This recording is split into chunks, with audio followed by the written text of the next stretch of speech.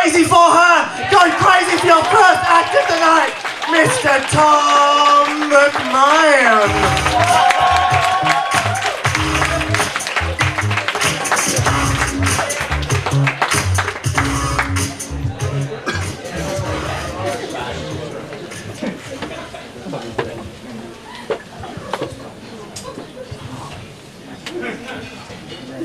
I remember once, when I was younger, my mother had prepared a delicious casserole for dinner.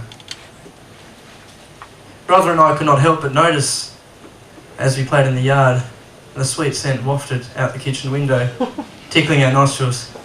Dad took note too as he told his worms in the shed. Boy, we were hungry, and we really loved casserole. Dinner came around, eventually. Anticipation and excitement filled the room. Mum walked in from the kitchen, casserole at hand.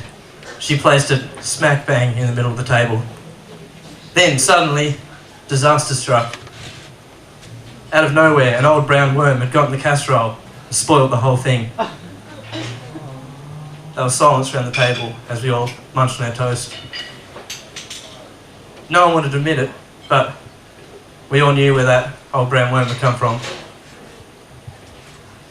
Later on that night, Mum and I sat on the patio and I condoled her with words of wisdom, explained to her the merits of brown worms in our ecosystem, whether young or old, and that casseroles, no matter how delicious, no matter how yummy, can always be made again. Whereas a worm is finite. I knew she wasn't listening, but my love for her just carried me on. She was different after that, Mum. Changed. Different. Unusual. She grew reckless. She just didn't stop. I remember I came home from work once. Flying in the door she came and announced promptly that she was taking Brother and I straight to the magicians down at town hall, without any supper whatsoever, and Dad was to stay at home. Looking back, I really don't know why she did it. I mean, it was clear to all of us in the room that the magician was not well, but she still went ahead and volunteered.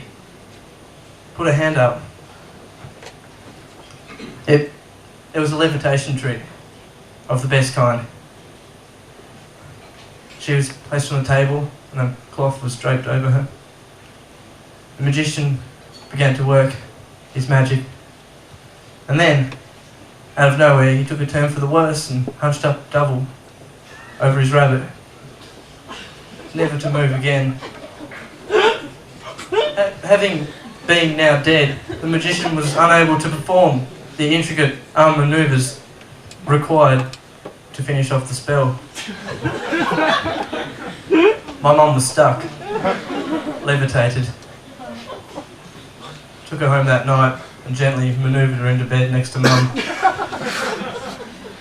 Next morning, we all woke up. Mum was there, next to Dad, about 4 inches off the bed.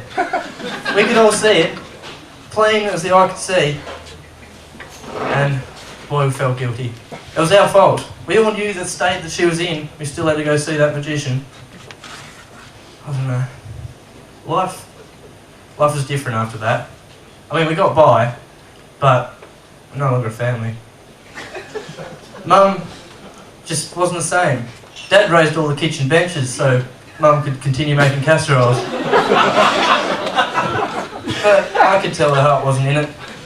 Finally, a decision was made. One sunny summer's afternoon, we put Mum in the car, took her down to the doctor's, and had her put down.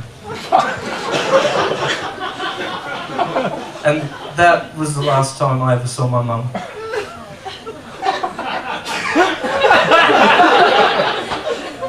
But luckily, not wanting to end on a down note, I have here for you, especially tonight, not only the casserole dish, which Mum cooked that casserole in, but also the old brown worm.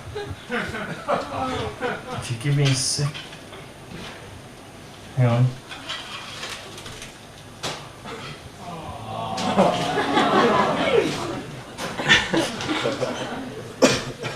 I'm sorry. It must have broken my bag. My mum's casserole dish, I guess. I brought it as a present for all of you to show you something special. Now it's gone. I guess still got the old brown worm.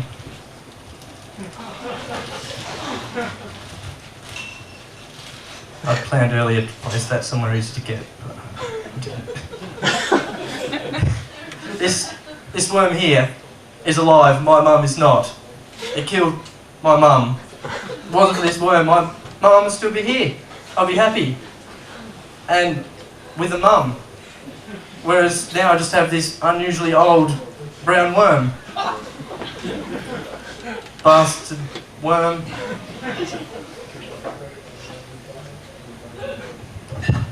I'm sorry. I can't finish this. I have to go.